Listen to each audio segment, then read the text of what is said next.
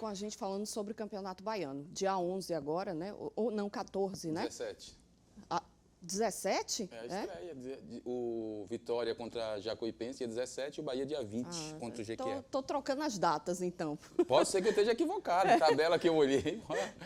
Mas tudo bem, o que importa é que a competição vai iniciar, né? A gente tem o Bahia tentando mais um título ano passado, apesar das oscilações, o Tricolor acabou sendo campeão. O Vitória buscando participar pelo menos de uma final, porque senão entra no 6º ano, né? O que é realmente uma vergonha. E os times do interior, que volta e meia, algum aparece. O Atlético Alagoinhas foi campeão recente, né? A gente vê o Bahia de Feira, é um time que tem força. Jacuipense, né? São equipes aí, Juazeirense, são equipes que tentam chegar. Esse ano tem o Jequié, que fez um investimento alto, enfim. Vamos falar um pouco sobre esses desafios, né? E o que os nossos times vão encontrar pela frente.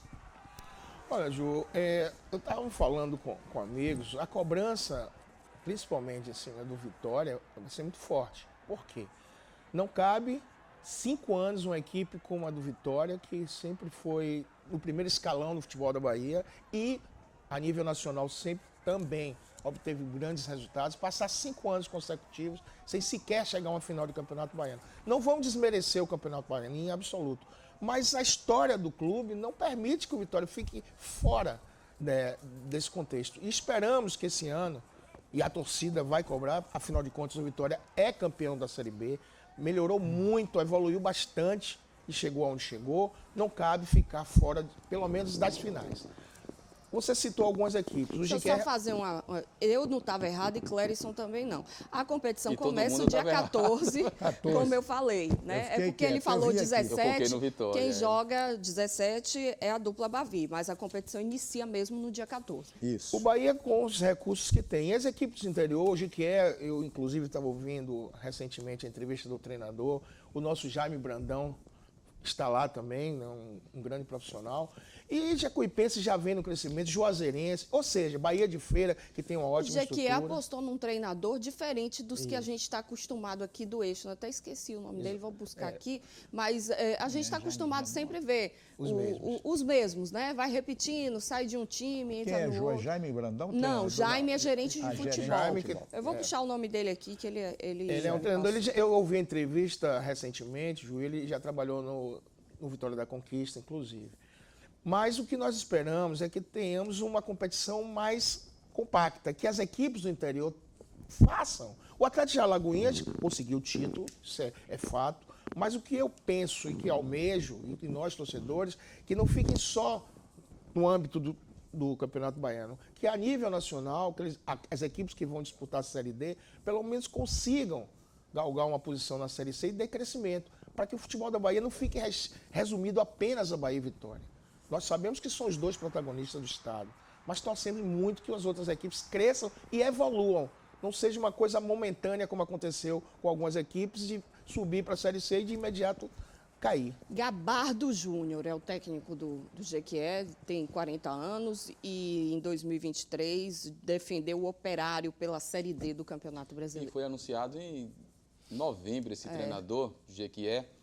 E como o Beto está falando em relação à força do interior, o próprio interior e eu como cidadão do interior do estado da Bahia, eu sei a necessidade que tem, a necessidade de ter um representante do interior da Bahia, só que assim, a força que a gente tem, a vontade que a gente tem, mas os times do interior também precisam se organizar melhor, lógico, o Atlético de Alagoinhas, o Bahia de Feira de Santana, um representante do oeste da Bahia, eu tanto falo aqui, já falei em outras oportunidades, e Beto e os nossos telespectadores, que uma região rica como a região oeste da Bahia tem a necessidade, a gente sabe que o deslocamento dos times da capital até chegar na região oeste é complicado, mas precisa ter a região de Irecê, uma outra região que é muito rica em relação ao feijão, mas não tem um representante de fato. Então não é só focar Bahia de Feira, Atlético de Alagoinhas, Jacuipense. Seria mais amplo em relação à Bahia a gente ter representantes, como o Beto feliz mais uma vez falar, em relação ao Campeonato Brasileiro de uma Série B, uma Série D de forma mais competitiva. O próprio Campeonato Baiano seria muito interessante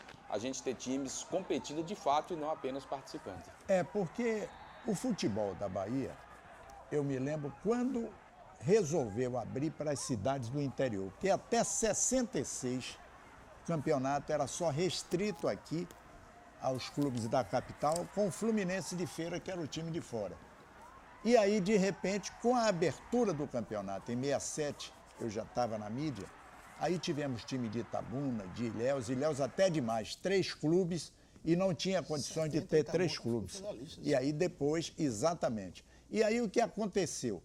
Muita gente do interior foi projetada. Aqueles jogadores que a gente via no intermunicipal, clubes como Itabuna, que destacou-se na época, trazendo grandes jogadores para aqui e revelando para o Brasil, aquele time do Itabuna que tinha Santa Cruz, tinha Elcio, que tinha Milão, eu me lembro muito bem. O time de 70 que disputou com o Bahia final do campeonato. Isso. Eu me lembro.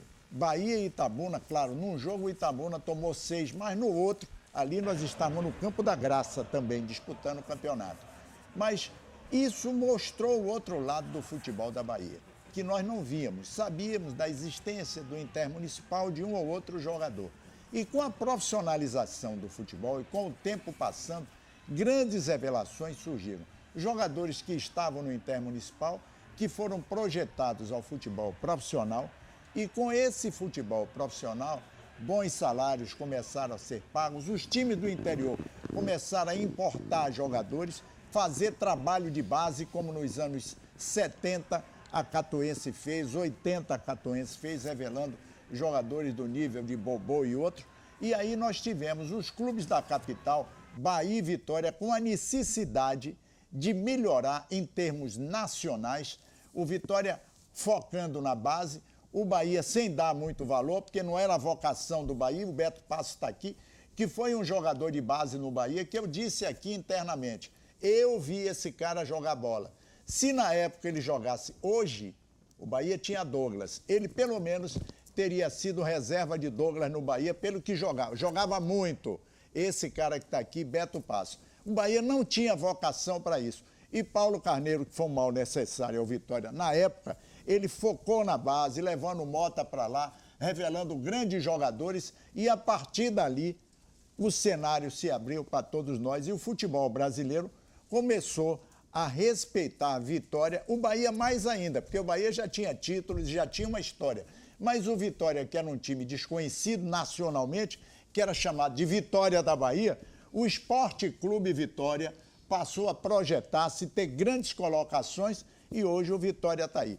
O Vitória andou cambaleante, andou um tempo em crise e tudo, mas está voltando e acredito que o Fábio Mota tem condições de fazer do Vitória um time forte. Acredito em você e estou dando um crédito. Não acreditava muito quando ele chegou no Vitória, não. Mas ele mostrou para mim que pode levar o Vitória a grandes jornadas. E espero que isso aconteça, Fábio.